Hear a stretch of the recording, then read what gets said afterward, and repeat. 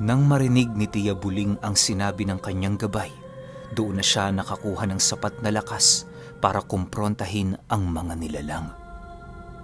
Bagaman ito ay taliwas sa kautusan ng kanyang ama, ninais pa rin niya itong magawa sa kadahilanang sa isip-isip niya, hindi matututo ng leksyon ng mga aswang kung hindi niya yon bibigyan. Makalipas ang ilang minuto, tuluyan na ngang napilitang buksan ni Tia Buling ang pinto dahil sa paulit-ulit na pagkatok ng mga nilalang. Pagbungad ng mga ito sa kanyang harapan, mahinahon naman niya itong pinagmasdan habang nagsasabi ng, "Anong kailangan nyo? Tanghaling tapat ang iingay ninyo." Matapos nitong makapagsalita, agad naman siyang nag-umpisang maglakad papalabas ng kanilang tahanan. Nang masipatyo ng mga nilalang, bigla namang nagsiatrasan ang mga ito sa kadahilan ng ramdam na ramdam nila sa katawan ni Tia Buling ang marahang pangingibabaw ni Sila. Maya-maya pa, bahagya naman itong napatigil sa kanyang kinaroroonan nang masipat niyang nag-angil ang mga aswang. Nasaan ang tatay mo, bata? Ilabas mo siya! Hindi ikaw ang kailangan namin! Wika ng isang lalaki habang seryosong nakatitig sa kanya. Nang marinig ito ni Tia Buling, ngumiti lang naman ito sa nilalang at kasabay nito ang mabilisan niyang pag-usal ng mga buhay na kataga. Habang pinakikinggan ng mga aswang ang kanyang mga ibinubulong sa hangin, dahan-dahan namang nakakaramdam ang mga ito ng pagbigat ng kanilang mga katawan. Ilang ulit pa nila yung tinangkaang salagi ng kanilang mga karunungan, ngunit wala ni isa roon ang nagawang mangibabaw sa kanyang kakayahan. Ilang minuto pa ang lumipas, laking gulat na lamang ng mga aswang nang masipat nila ang isa nilang kasamang dahan-dahang napapaluhod sa lupa habang may isinusukang kakaibang bagay. Nag-umpisa na din yung pumulot ng lupa sa kanyang kinaluluhuran na parabang yun na lamang ang kanyang naiisip na paraan para kontrahin ang usal ni Tia Buling. Matapos ang mga pangyayaring yon, tinangkapan ng iilang mga aswang na tulungan itong makalayo sa kanya, subalit sa kasamaang palad, hindi nila yon mapagalaw na parabang bumigat na lamang ng husto ang buo nitong katawan. "Hanggat walang pagsang-ayon na nanggagaling sa akin, hindi nyo matutulungan ang kauri nyong yan. Ngayon, dahil bihag ko ang isa sa inyo, siguro naman susunod na kayo sa aking gusto. Mangako kayong lisanin ang aming tahanan at huwag nang babalik dito, nang sa gayo'y magkasundo tayo." Wika ni Tia Buling sa mga kaharap niyang aswang. Dahil sa wala ng pagpipilian ang mga nilalang na yon, wala na itong nagawa kundi ang pumayag sa kanyang kasunduan. Bagaman inaasahan ni Tia Buling na lalabag ang mga ito sa kanyang nais, hindi na niya yon pinag-aksayahang isipan, gawa ng sa isip-isip niya, sapat nang umalis ang mga ito sa kanilang bahay noong hapon. Sa paglayo ng mga aswang sa kanilang bakuran, dali-dali namang pumasok si Tia Buling sa loob ng kanilang bahay. Ni paglingon sa mga aswang ay hindi niya na noon nagawa.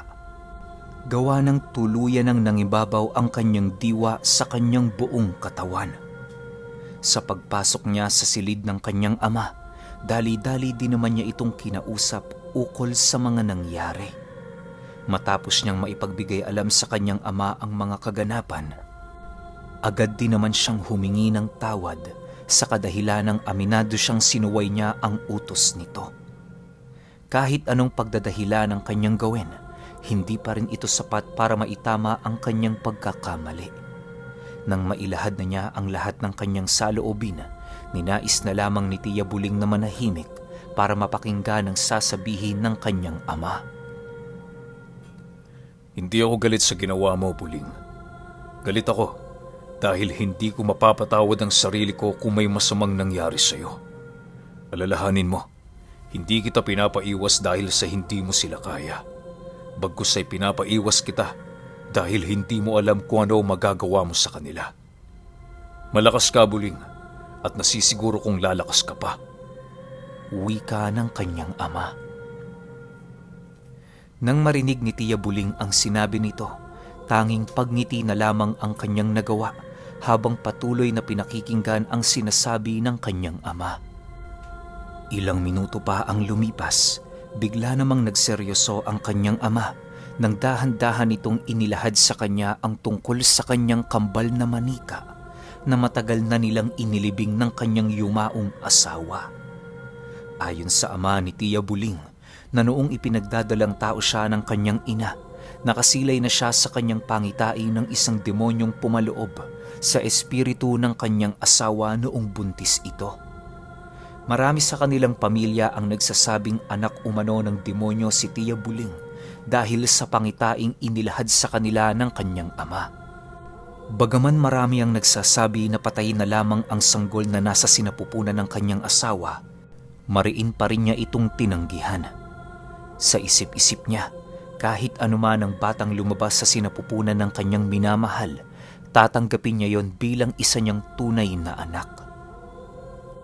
Sa pagsapit ng kapanganakan ng ina ni Tia Buling, naganap na nga ang kinakatakutan ng lahat ng kanilang angkan.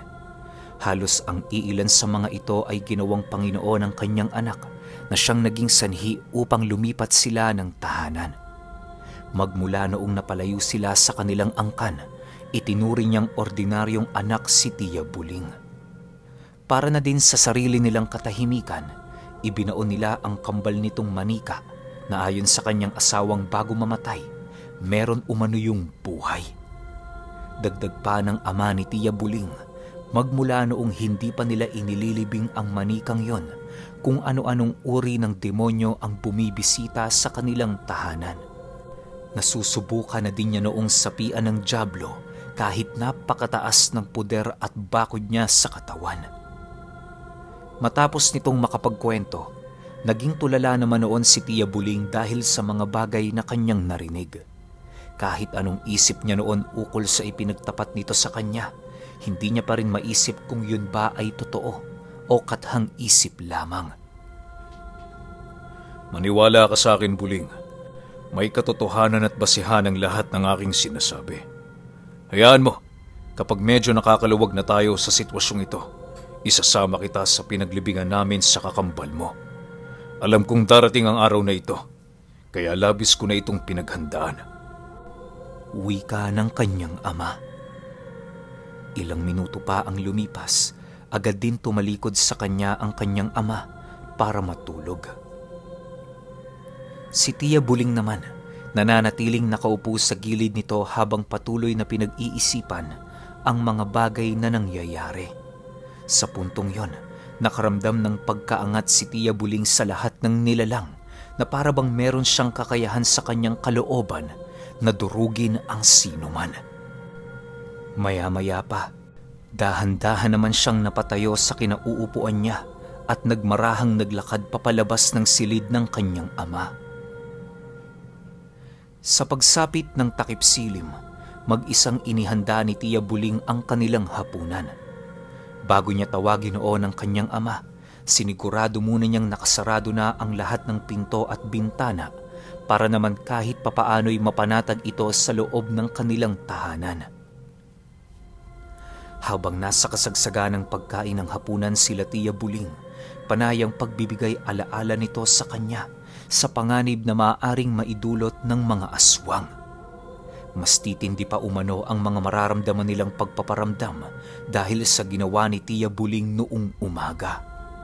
Bagaman ligtas sila sa loob ng bahay, nababahala pa rin ang ama ni Tia Buling sa kadahilanang kung magkataong sasabay sa pagsalakay ang gabunan ng angkang yon, maaaring malagay sila sa panganib.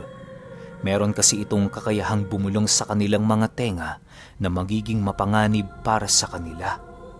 Bukod sa wala silang puder at bakod ng kanan, wala din silang alam na usal para salagin ang ganoong uri ng karunungan. Matapos ang kanilang hapunan, dali-dali namang bumalik ang kanyang ama sa loob ng silid nito. Alam ni Tia Buling na magpapahinga na yon, kung kaya't dali-dali naman niyang isinaayos ang kanyang naiwang trabaho. Sa paglalim pa ng gabi, maigi naman siyang nakiramdam sa mga kaluskos ng mga nilalang sa labas ng kanilang tahanan. Kahit papungay-pungay na noon ang kanyang mga mata dahil sa antok, pinilit niya pa ring maging alerto upang maging handa sa mga pangyayaring hindi inaasahan. Ilang minuto pa ang lumipas, bigla namang binalot ng katahimikan ang buong paligid na siyang naging sanhi upang mapatayo si Tia Buling sa kanyang kinahihigaan. Alam niya sa kanyang sariling may hindi tamang nangyayari sa lugar sa kadahilanang papalakas ng papalakas ang kaba na kanyang nararamdaman. Maya-maya pa, laking gulat na lamang ni Tia Buling nang muli siyang makarinig ng pagsuwag ng baboy sa dingding ng kanilang bahay. Ang iilan sa mga kasama nitong nilalang ay umiikot sa kanilang tahanan na parabang naghahanap yon ng malulusutan.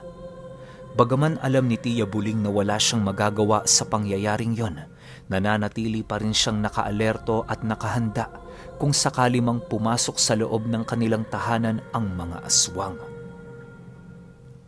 Nang hindi na niya maatim ang pangyayaring yon, nagpasya siyang tumungo sa kanilang sala upang magmasid sa bawat siwang ng kanilang bahay. Dinako niya rin ang silid ng kanyang ama nang sa gayoy matingnan ang kalagayan nito kahit papaano. Pagsilay niyang mahimbing ang tulog nito, agad naman siyang gumawa ng hakbang para maitaboy ang mga nilalang sa napakadaling panahon. Dahil sa hindi niya maaaring kumprontahin ang mga ito, kung kaya't inumpisahan niya itong itaboy sa pamamagitan ng mga kilalang pangontra laban sa mga aswang. Habang ginagawa niya ang mga bagay na yon, nag-umpisa na din siyang magpakalat ng mga usal sa paligid, tanda na merong gising sa kanila ng kanyang ama. Mapangwasak at punong-puno ng sumpa ang mga katagang binitawan noon ni Tia Buling, kung kaya't labis naman itong pinangingilagan ng mga nilalang na nasa labas ng kanilang tahanan. Ilang minuto pa ang lumipas, bahagya namang naantala si Tia Buling sa kanyang pag-uusal nang makarinig siya ng isang malakas na pagkatok sa entradang pinto ng kanilang bahay. Buksan mo ang pinto! Buksan mo! Galit na sigaw ng nilalang habang patuloy nitong kinakalabog ang pinto.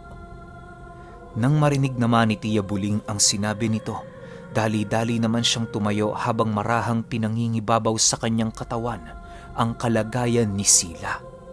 Nang akmang lalapitan niya na noon ang kinaroroonan ng aswang, bigla naman siyang natigilan nang hawakan siya ng kanyang ama. Pagtitigan nilang dalawa, agad naman siya nitong sinenyasan na huminahon upang makapag-isip ng magandang paraan para kontrahin ang ginagawa ng mga nilalang. Matapos niyang maunawaan ang sinabi ng kanyang ama, bigla namang naglaho sa kanyang katawan ang kalagayan ni Sila. Ilang minuto pa ang lumipas, kalmado naman siyang hinawakan ng kanyang ama sa kanyang balikat habang nagwiwika ng, Buling, hindi mo responsibilidad ang digmaang ito. Ano man ang nangyayari sa pamilya natin ngayon, ako ang dapat humarap. Masyado ka pang bata, anak. Hindi mo kailangang ibuwis ang iyong buhay para sa mga ganitong kaganapan na wala namang kabuluhan. Bumalik ka na sa iyong silid. Ako na ang bahala rito. Nang marinig ni Tia Buling ang sinabi nito, bigla naman siyang umalma sa kadahilanang alam niya na anuman ang laban ng kanyang ama, ay laban na din niya yon. Kahit pinapapasok na siya noon ng kanyang silid, pilit pa rin siyang nagmamatigas gawa ng sa isip-isip niya, hindi pa gaanong kalakasan ang kanyang ama. Madali pa itong madadaig ng mga aswang kung sakali mang dumating ang puntong mapasok nito ang kanilang tahanan. "Huwag mong sabihin sa akin yan, Tay. Laban ko din ang digmaang ito. Anak mo ko, dapat lamang na makialam ako lalo pat mapanganib para sa iyong ganitong sitwasyon. Mahihina ka pa, Tay. Alam kong wala ka pang lakas para labanan ng mga demonyong yan." Sagot naman dito ni Tia Buling. Dahil sa sinabi nito, agad namang napatahimik ang kanyang ama, gawa ng kahit anong gawin niya, hindi niya kayang maitanggi na totoo ang sinabi ng kanyang anak. Sa pagpapatuloy ng kanilang pag-uusap, bigla naman silang naantala nang makarinig sila ng malalakas na kalabog sa labas ng kanilang tahanan. may mga nilalang na ding nagsisigawan sa lugar na para bang meron itong kinakaharap na kalaban. Dahil sa pangyayaring yon, napilitang sumilip sila Tia Buling sa isang maliit na siwang sa dingding. Pagsilay nila doon, tumambad sa kanila ang dalawang matandang nakasuot ng salakot na panayang ginagawang paghataw sa mga aswang, gamit-gamit ang tinapyasang dahon ng nyog. Sa pagpapatuloy ng kanilang pagmamasid, agad namang binuksan ng ama ni Tia Buling ang pintuan ng kanilang tahanan upang tulungan ang dalawang matanda. Nasisiguro nitong sila Tandang Minda ang kanyang mga nakita, kung kaya't hindi niya yon maaaring hayaang lumaban ng mag-isa. Nang masipat ni Tia Buling na papalabas na yon sa kanilang tahanan, agad naman niyang pinangibabaw sa kanyang katawan ang kalagayan ni Sila upang maiwasan niya ang pagramdam ng takot sa kanyang buong katawan. Ilang minuto pa ang lumipas, narating na nga nila ang bakuran ng kanilang bahay kung saan matagumpay nilang nalapitan sila Tandang Minda. Pagsilay ng mga aswang sa pagdating nila Tia Buling, bahagya naman itong natigilan sa kanilang ginagawang pag-atake alinsunod sa pinuno ng kanilang pangkat. Maya-maya pa, bigla naman nilang nasipat ang pagbabagong anyo ng isang dambuhalang paniki sa kanilang harapan at kasabay nito ang paglitaw ng isang matandang hukluban. Pagkatitigan nila Tia Buling at ng nilalang na yon, walang takot naman itong lumapit sa kanila habang nagwiwika ng, Ito ba talaga ang gusto niyong mangyari? Bakit hindi na lang kayo umisip ng paraan para mababa ang parusa ninyo? Isuko niyo ang sarili niyo sa amin. Yan lamang ang nag-iisang paraan para maibalik ang kapayapaan sa pagitan ng ating mga angkan. Wala kaming hinahangad dito, Minda, kundi ang mag-amang nagkasala. Nang marinig ito ni Tia Buling, bahagya naman silang napatingin kay Tandang Minda upang maghintay sa mga katagang isasagot nito sa pinuno ng mga aswang. Ilang minuto pa ang lumipas, bigla naman itong ibinaba ang kanyang hawak-hawak na armas habang sumasagot ng, Alam mong imposible ang bagay na hinihingi mong yan. Kaisa ng aming dugo sila, boy. Nangako kami sa kanilang pamilya na sila ay aming poprotektahan hanggang sa kahuli-hulihan ng aming buhay. Sino man ang tumuturing sa kanilang kaaway, itinuturing na din naming kaaway.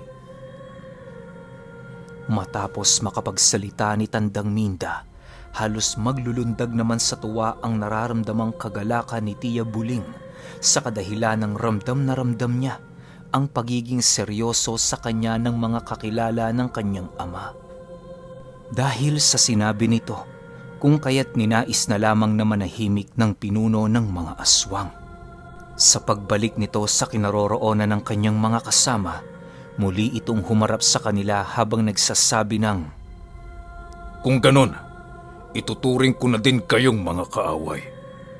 Tandaan niyo, Tandang Minda, hindi kami ang may sala sa bagay na ito, kundi kayo. Matapos ang kanilang pag-uusap, doon na nag-umpisang magbagong anyo ang mga aswang na naroon sa buong paligid. Nang masipat ito ni Tia Buling, agad naman niyang inutusan si Sila na pumangibabaw sa katawang lupa niya. Pagsapi sa kanya ng espiritu ng kanyang gabay, buong galit niya itong binulungan ng, Ubusin mo sila. Wala kang ititira. Kasabay ng pagwika nito, ay siya namang pagdilim ng buong paligid. Maya-maya pa, tuluyan na niyang hindi napansin na nawalan na pala siya ng kontrol at kamalayan sa kanyang katawan. Sa pagbalik ng kanyang diwa sa kanyang sarili, bigla namang tumambad sa kanya ang kanyang amang pinupunasan ang napakaraming dugo sa kanyang katawan. Kasalukuyan na din sila noong nasa loob ng kanilang tahanan na siya namang labis niyang ipinagtaka. Dahil sa kanyang mga nakita, dali-dali naman niyang pinilit ang kanyang katawang tumayo, subalit laking gulat na lamang niya nang maramdaman niya ang hindi maipaliwanag na pakiramdam sa kanyang buong kalamnan.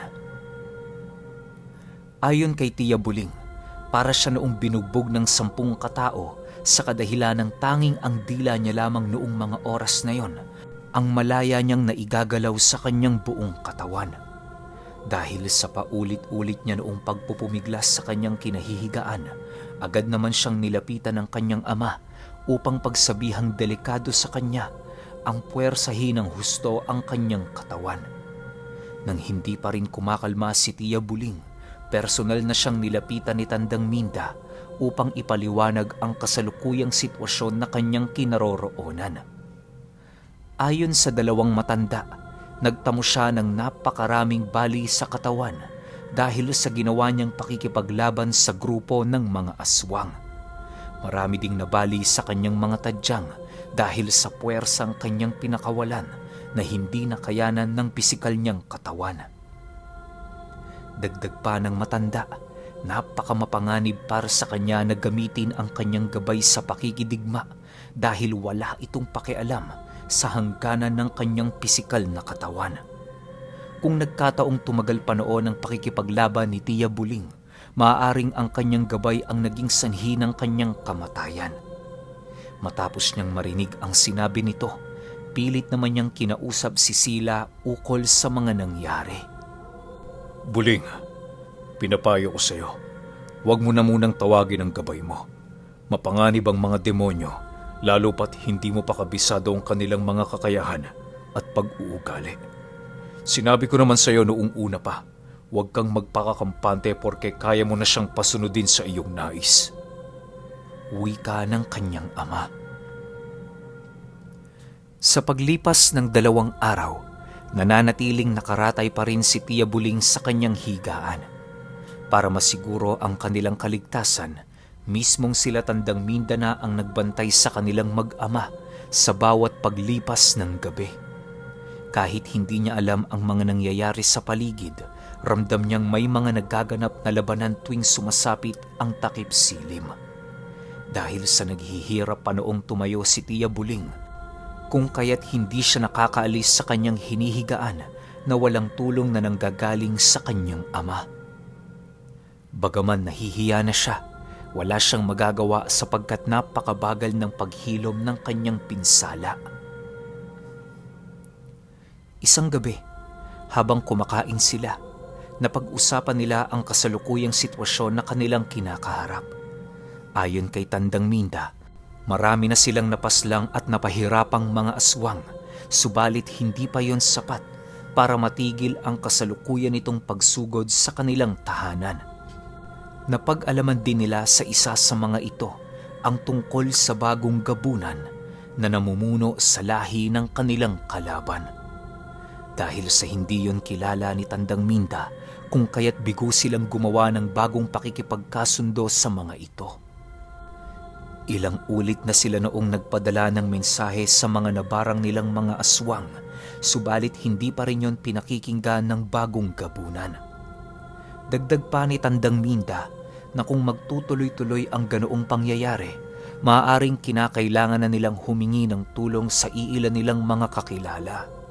Yun na lamang ang naisip nila noong paraan para maglunsad ng isang malaking digmaan na susupil sa kanilang mga kalaban. Sa isip-isip kasi noon ng matanda na kung hindi nila madadala sa payapang pag-uusap ang sigalot, digmaan lamang ang nag-iisang sagot para matuldukan ang lahat ng mga pangyayaring hindi nila nais mangyari. Okay, sorry. Kasi hindi tayo nakapag-upload kahapon ng alas 5. Medyo napagod kasi ako nun kaya nagdire-diretso yung tulog. Pero ngayon bawi ako sa inyo. After nito meron talaga tayo mamayang 5. Asahan nyo na yan. Tapos yung 7 or 8 p.m. medyo tentative pa pero pipilitin ko sa abot ng aking makakaya. Yun lang. Kita-kits tayo sa episode 11. Salamat.